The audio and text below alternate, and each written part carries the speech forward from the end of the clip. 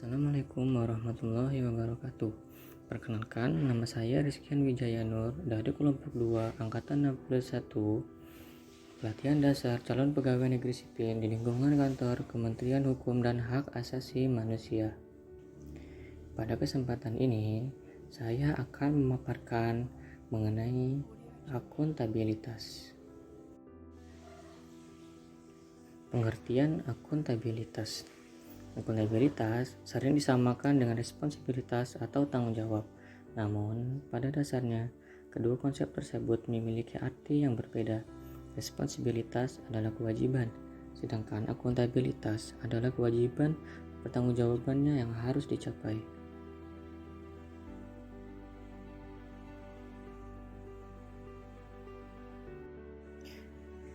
Tingkatan akuntabilitas. Ada beberapa tingkatan akuntabilitas. Yang pertama, akuntabilitas personal atau personal accountability. Akuntabilitas personal mengacu pada nilai-nilai yang ada pada diri seseorang seperti kejujuran, integritas, moral, dan etika. Kedua, akuntabilitas individu. Akuntabilitas individu mengacu pada hubungan antara individu dan lingkungan kerjanya, yaitu antara pegawai negeri sipil dengan instansi sebagai pemberi kewenangan. 3. Akuntabilitas kelompok. Kinerja sebuah institusi biasanya dilakukan atas kerjasama kelompok. Dalam hal ini tidak ada istilah saya, tetapi yang ada istilah kami. 4. Akuntabilitas organisasi. Mengacu pada hasil pelaporan kinerja yang telah capai, baik pelaporan yang dilakukan individu terhadap organisasi, institusi, maupun kinerja organisasi kepada stakeholder lainnya.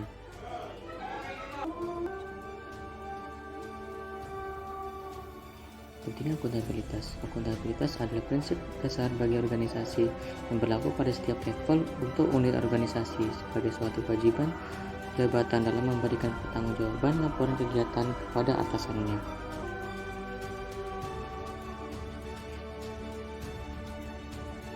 Fungsi akuntabilitas.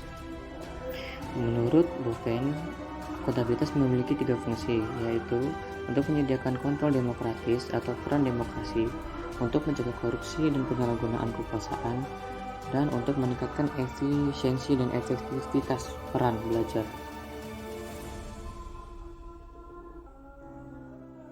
Langkah-langkah menciptakan lingkungan kerja yang menerapkan akuntabilitas. Pertama, kepemimpinan. Lingkungan akuntabel tercipta dari atas ke bawah, di mana pimpinan memainkan peranan yang penting dalam menciptakan lingkungannya. Kedua, transparansi. Tujuan dari adanya transparansi adalah mendorong komunikasi yang lebih besar dan kerjasama antara pokok internal dan eksternal, memberikan perlindungan terhadap pengaruh yang tidak seharusnya dan korupsi dalam pengambilan keputusan, meningkatkan akuntabilitas dalam keputusan-keputusan, meningkatkan kepercayaan dan keyakinan kepada pimpinan secara keseluruhan. 3. Integritas. Dengan adanya integritas, menjadikan suatu kewajiban untuk menjunjung tinggi dan mematuhi semua hukum yang berlaku, undang-undang, kontrak, kebijakan, dan peraturan yang berlaku. 4. Tanggung jawab atau responsibilitas. Responsibilitas institusi dan responsibilitas perseorangan memberikan kewajiban bagi setiap individu dan lembaga bahwa ada suatu konsekuensi dari setiap tindakan yang telah dilakukan. 5. Keadilan. Keadilan adalah landasan utama dari akuntabilitas. Keadilan harus dipelihara dan dipromosikan oleh pimpinan pada lingkungan organisasinya. 6. Kepercayaan. Kepercayaan, rasa keadilan akan membawa pada sebuah kepercayaan. Keseimbangan.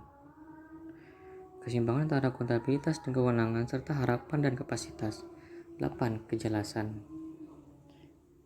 9. Konsistensi. Konsistensi menjamin stabilitas. Penerapan yang tidak konsisten dari sebuah kebijakan, prosedur, sumber daya akan memiliki konsekuensi terhadap tercapainya lingkungan kerja yang tidak akuntabel. Demikian dari saya. Terima kasih.